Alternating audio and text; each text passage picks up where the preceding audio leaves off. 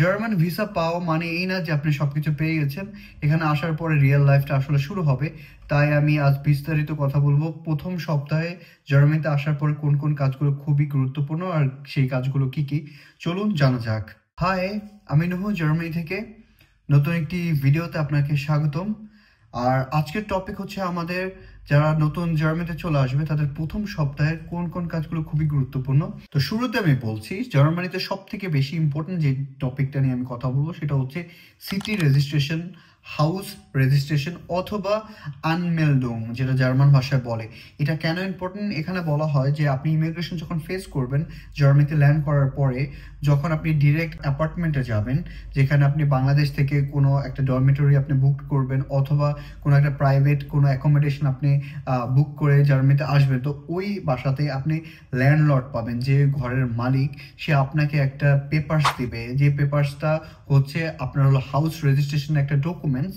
সেই ডকুমেন্টস নিয়ে আপনাদের যেতে হবে বার্গারামট, এখানে বলা হয় সিটি রেজিস্ট্রেশন অফিস। তো যখনই আপনি যাবেন, এইটার হোল প্রসেসের নাম হচ্ছে অ্যাপার্টমেন্ট রেজিস্ট্রেশন, সিটি রেজিস্ট্রেশন অথবা আনমেল্ডং। যখনই আপনি আনমেল্ডং করবেন, আপনি অলরেডি লিগালাইজড হয়ে গেছেন জার্মানিতে। আপনি ভিসা পাওয়া মানে এই না যে আপনি চলে আসলেন, আপনি আপনার অ্যাপার্টমেন্টে চলে গেলেন, আপনার লাইফ স্টার্ট হয়ে গেল, আপনি পরের দিন থেকে ক্লাস করলেন বা আপনি ট্রাভেল স্টার্ট করে দিলেন, আপনি আর কাজ এখানে সমাপ্ত। বাট না, এখানে আপনার সব থেকে ইম্পর্টেন্ট হবে 14 দিনের মধ্যে আপনি আপনার সিটি যেখানে যাবেন ওই স্পেসিফিক বার্গারামটের অ্যাপয়েন্টমেন্ট নিয়ে আপনাকে আপনার বাসার আনমেল্ডেনটা করে নেবেন, রেজিস্ট্রেশনটা করে নেবেন। আর এর জন্য আমি কমেন্ট বক্সে অলরেডি আমি লিখে দিব আপনাদের আনমেল্ডেন কিভাবে আপনি করবেন আর হচ্ছে কোন শহরটা, এটা আপনি ম্যানুয়ালি আপনি সিলেক্ট করে নেবেন আপনার শহর অনুযায়ী। যেমন বার্লিনের জন্য একটা নিয়ম, ফ্র্যাঙ্কফুর্টের জন্য একটা নিয়ম, মিউনিকের জন্য আরেকটা নিয়ম। সো আপনি জাস্ট আপনার সিটি অনুযায়ী আনমেল্ডেনটা করে নেবেন।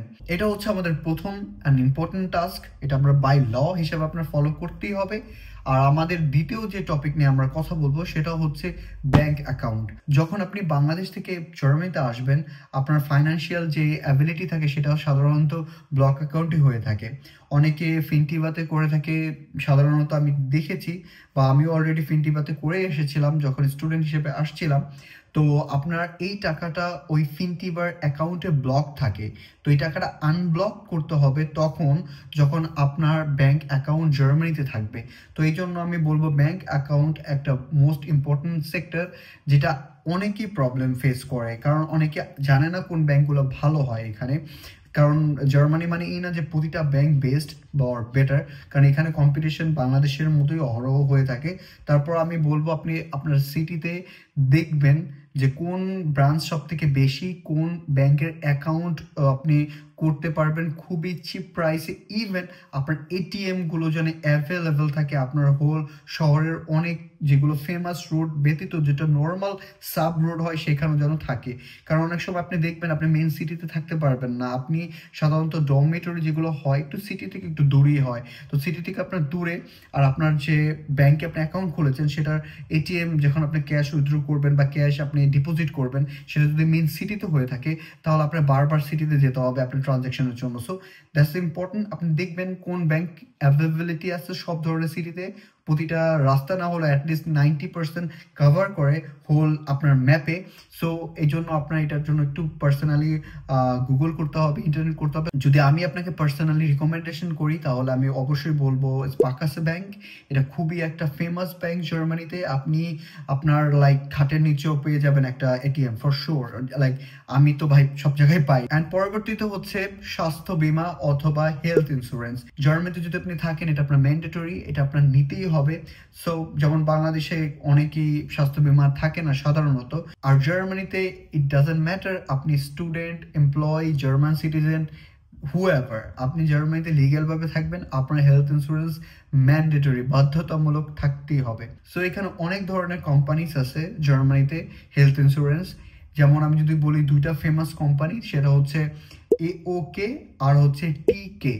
সো আমার যেটা সেটা হচ্ছে টিকে, আর আমি অলরেডি একটা ভিডিও বানিয়েছি এই রিলেটেড। আপনারা যদি চান এই লিঙ্কে ক্লিক করে ডিটেলসে আপনারা ওই ভিডিওটা দেখতে পারেন।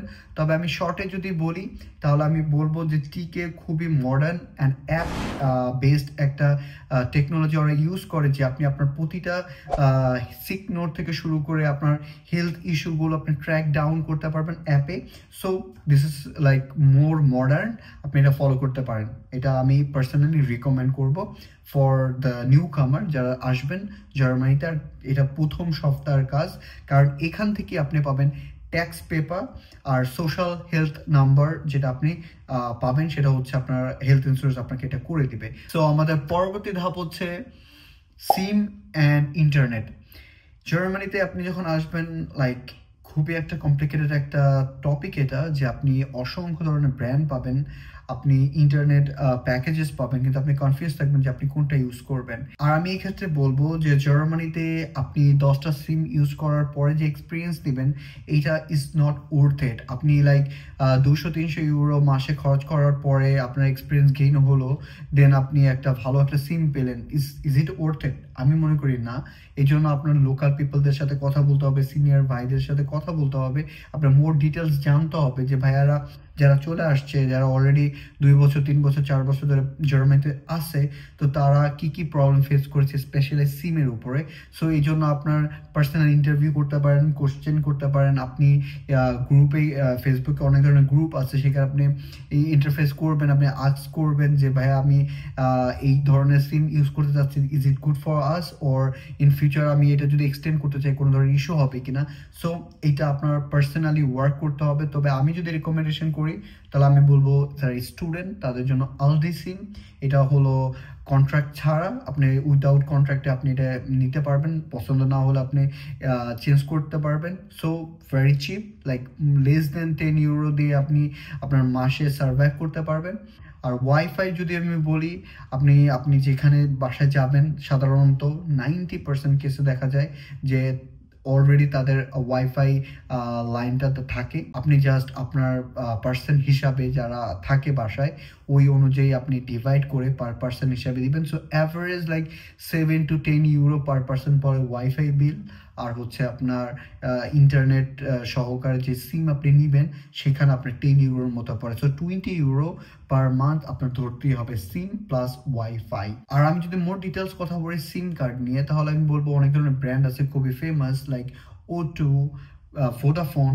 বাট এই ধরনের সিম এগুলো কন্ট্রাক্ট বেস হয়ে থাকে। যারা স্টুডেন্ট হিসেবে আসবেন তারা যদি এই ধরনের কন্ট্রাক্ট নিয়ে থাকেন, 24 মান্থস ওরা দিয়ে থাকে, তখন আপনার দেখা গেল একটা প্রবলেম ফেস হলো, আপনি আপনার এরিয়াতে খুবই স্লো ইন্টারনেট, বাট আপনি চাইলে আর পরিবর্তন করতে পারবেন না, কারণ আপনার অলরেডি কন্ট্রাক্টেড, আপনার পেমেন্ট এরা কন্টিনিউ করে যেতে হবে। So this is not good for you to choose like contract SIM as a student. And আমি যদি আরও কিছু কথা বলি, লাইক ভোডাফোন খুবই এক্সপেন্সিভ।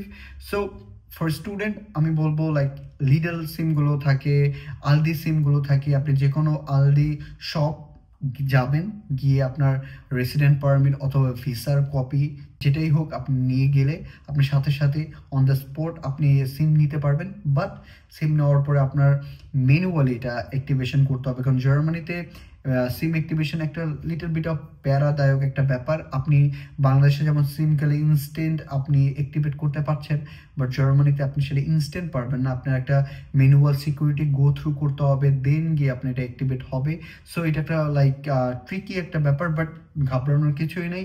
আপনি জাস্ট ওখানে যাবেন, ওখানে যখন সিম কিনবেন সিমের আপনার ব্যাক সাইডে আপনার প্রপার গাইডলাইন দেওয়া থাকে। তবে লিটল বিট ট্রিকি, বাট আপনারা পারবেন আই বিলিভ সো। আর যারা অলরেডি চলে আসছেন, যদি পার্সোনাল হেল্পের প্রয়োজন পড়ে কমেন্ট করবেন, আমি আপনাদেরকে পার্সোনাল গাইড করে দেবো। সো আমাদের লাস্ট ধাপ হচ্ছে যেটা আমি মনে করি লিটল বিট অফ শপিং। আর আপনাদের প্রয়োজন পড়তে পারে, যেমন আপনার বেডের প্রয়োজন পড়তে পারে, আপনার কুশনের প্রয়োজন পড়তে পারে, আপনার বেড কাভারের প্রয়োজন পড়তে পারে, ব্ল্যাঙ্কেটের প্রয়োজন পড়তে পারে। যখন শীত আসবে আপনার মাস্ট বি তো ব্ল্যাঙ্কেট লাগবে, তখন আপনারা কি করবেন? তখন আপনারা অনেকে জানেন না, আপনারা একটা ভালো একটা ব্র্যান্ডের দোকানে চলে যাবেন, গিয়ে আপনি লাইক 100 ইউরো, মোর দেন 100 ইউরো দিয়ে আপনি পারচেস করবেন। বাট আপনি অলরেডি যদি আপনি যেটা হচ্ছে সবথেকে চিপেস্ট জার্মানিতে আমি পার্সোনালি মনে করি, সেটা হচ্ছে আপনার ওয়্যার হাউস টাইপের আপনার স্টোর আপনার যাওয়া উচিত। যেখানে আপনি সবথেকে সস্তায় আপনি আপনার শপিংগুলো করতে পারবেন। আপনার প্রথম সপ্তাহে ইনিশিয়াল প্রোডাক্টগুলো প্রয়োজন পড়ে খুবই সস্তায় পাবেন আপনি। যেমন আমি যদি প্রথম ওয়্যার হাউস টাইপের কোম্পানির নামগুলো বলি, তাহলে আমি অবশ্যই বলবো অ্যাকশন, আর দ্বিতীয় বলবো হচ্ছে বাউহাউস। সো বাউহাউস অবশ্যই আপনি এখানে যদি যান, আপনি সব ধরনের ইকুইপমেন্ট পাবেন আপনার যেটা প্রয়োজন প্রথম সপ্তাহ সার্ভাইভ করার জন্য, খুবই খুবই খুবই সস্তা মূল্যে। সো এটা আপনারা মাথায় রাখবেন, অলওয়েজ ট্রাই করবেন প্রথম সপ্তাহে খুবই সস্তার মধ্যে বেস্ট প্রোডাক্ট নেওয়া, যে আপনার ভ্যালু অফ মানি ক্রিয়েট করবে। সো আজ এ পর্যন্তই। এটা হচ্ছে যারা আসবেন জার্মানিতে প্রথম সপ্তাহে তারা কি কি করবেন, কোন কোন বেশি ইম্পর্টেন্ট, আর কি কি করবেন না। সো হোল টপিক আমি আপনাদেরকে তুলে ধরলাম। আর কোনো ধরনের কনফিউজ হলে কমেন্ট সেকশনে কমেন্ট করবেন। আর আমি অলরেডি অনেক ধরনের ভিডিও বানিয়েছি, আমি চাইবো যে আপনারা দেখে ঘুরে আসবেন, ভালো লাগলে সাবস্ক্রাইব করবেন।